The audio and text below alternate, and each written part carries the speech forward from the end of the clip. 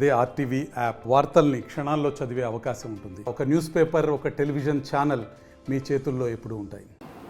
మా నాయకుడు శ్రీ పవన్ కళ్యాణ్ గారు సనాతన ధర్మ పరిరక్షణ కోసం ఆయన నడుము కట్టారు.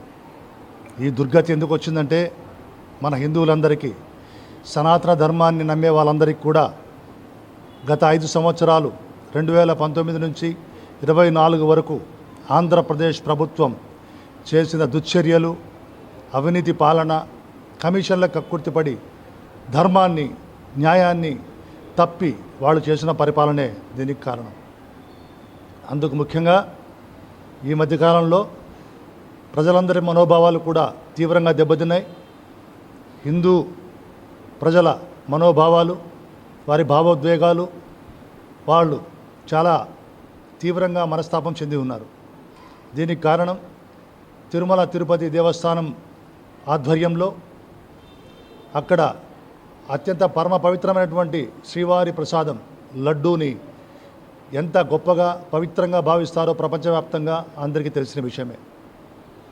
దేవదేవుడి దర్శనం కాకపోతే కూడా ఆ లడ్డూని మహాప్రసాదంగా భావించి ఇంటికి తీసుకెళ్ళి దాన్ని పూజించుకొని 10 మందికి ఇంటి చుట్టుపక్కల పంచుకొని అంత గొప్పగా సనాతన ధర్మాన్ని, హైందవ ధర్మాన్ని పాటించేటువంటి హిందువులు 100 కోట్ల పైన భారతదేశంలోనే ఉన్నారు. అటువంటి హిందువుల మనోభావాన్ని, భావోద్వేగాలని కించపరుస్తూ ఈ టీటీడీ గత ప్రభుత్వంలో నెయ్యి కల్తీ జరిగి, ఆ నెయ్యి కల్తీలో పదార్థాలన్నీ కూడా ఏదైతే హిందూ మనోభావాలకు వ్యతిరేకంగా ఉన్నాయో అటువంటి పదార్థాలన్నీ కూడా కలిసి అనిమల్ ఫ్యాట్, అలాగే ఇవన్నీ కూడా జంతు వ్యర్థాలు, జంతు కొవ్వు వగైరాలన్నీ కూడా కలిసి ఉన్నట్టు ల్యాబ్ రిపోర్ట్లలో కూడా మనకు తెలియవచ్చింది. దీంతో ఒక్కసారిగా హిందూ ప్రజల మనోభావాలన్నీ కూడా దెబ్బతిన్నాయి.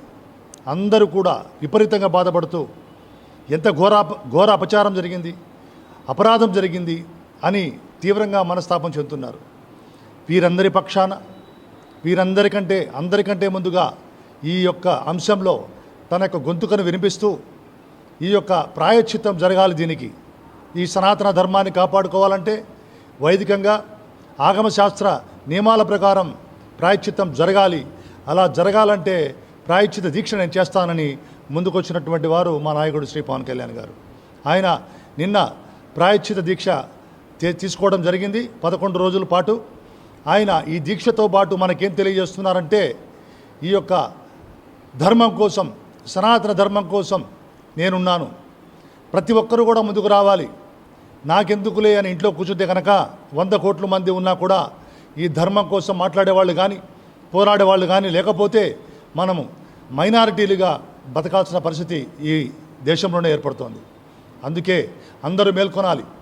ఇవాళ మనం సెక్యులర్ దేశంలో ఉన్నా, మౌలికంగా మనం లౌకిక రాజ్యంలో ఉన్నా కూడా మనం ఏ విధంగా చర్చీలని గౌరవిస్తామో, మసీదులని గౌరవిస్తామో, అలాగే మన ధర్మాన్ని, మన సనాతన ధర్మాన్ని కూడా కాపాడుకోవాల్సిన బాధ్యత మన పైన ఉంది.